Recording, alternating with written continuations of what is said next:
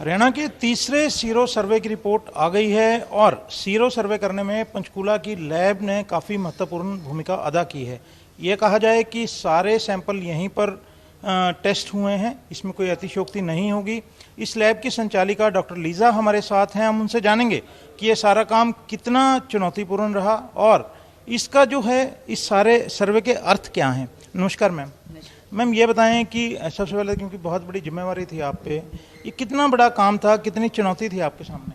देखो, इसमें चुनौती हमारे सामने बहुत बड़ी थी, क्योंकि सैंपल लेना, रिसीव करना, फिर उनको मैच करना और फिर उनको सेपरेट करके उनको लगाना, ये अपने आप में ही बहुत बड़ी चुनौती थी। हमने अलग टीम्स लगाई हुई थी जो उनको मैच करती थी, जो हमारे पास और मैच करती हैं, जो लगाती हैं वो अलग टीम्स थी।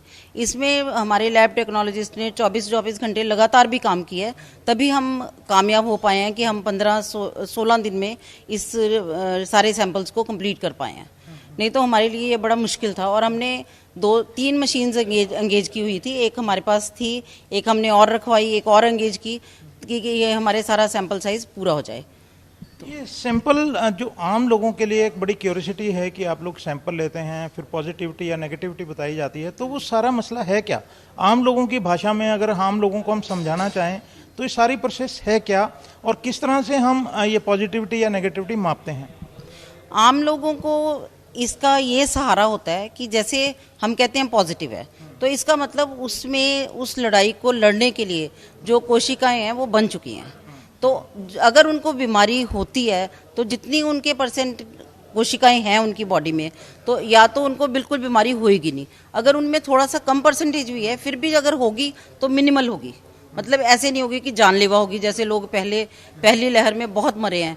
बहुत ही दुखदायक सीन होते थे हॉस्पिटल में, हम आते 5-6 डेड बॉडीज जा रही हैं, तो अब उस चीज़ से उनका बचाव हो सकता है और उतनी बड़ी लहर आएगी भी नहीं, क्योंकि अब सिर्फ हमारे 80% के करीब तो पॉजिटिविटी आई गई, 76% तो आई गई है।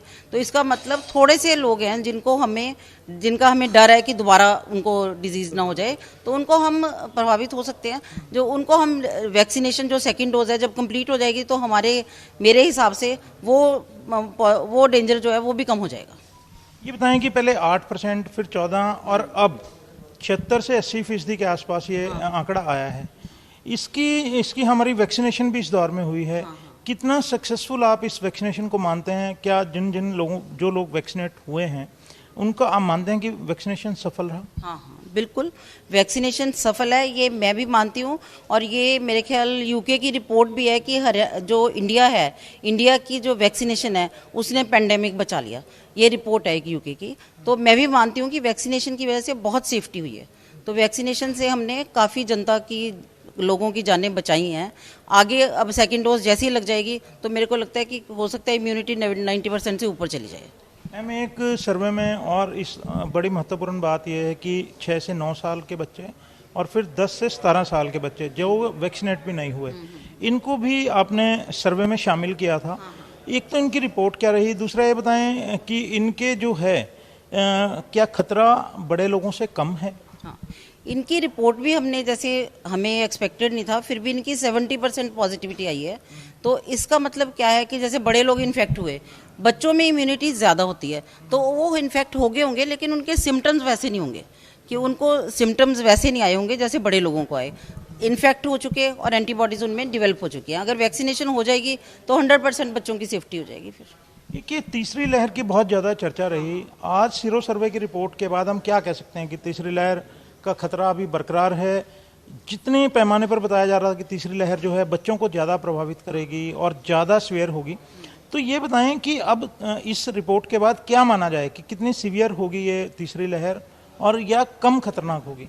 नहीं, इस रिपोर्ट के बाद जो हमें एक्सपेक्टेशन है कि अब कम खतरनाक होगी, बच्चों में भी कम खतरनाक होगी, क्योंकि बच्चों में भी 70% पॉजिटिविटी आ चुकी है, तो उतना खतरा नहीं होगा जितना कि पहले था।